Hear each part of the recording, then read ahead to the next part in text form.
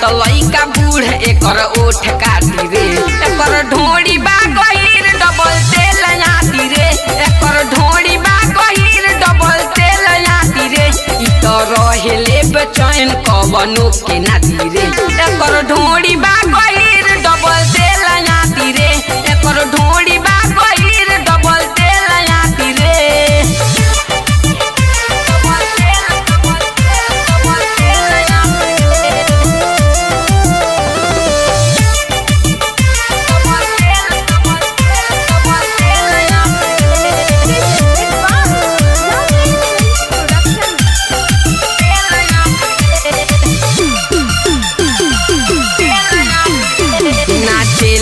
देखा के जी कौन सामान हो पहले बियाई पागल लहंगा उठा के हो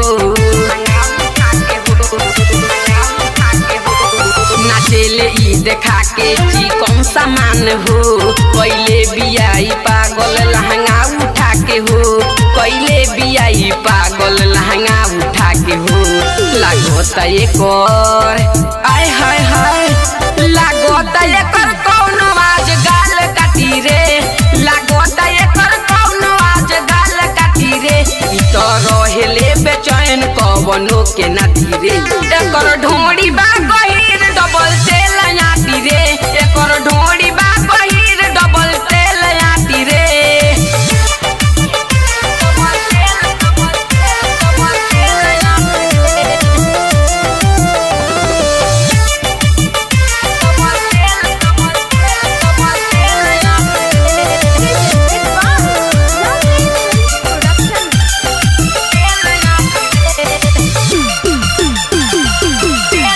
गजबे के बाते बॉडी लगे माले ई कुमार राइटर परवाना पूछे का हाल बा तोहार गजबे के बाते बॉडी लगे माले ई कुमार राइटर परवाना पूछे का हाल बा तोहार राइटर परवाना पूछे का हाल बा तोहार कहेले दिले आय हाय हाय हाय कहेले दिले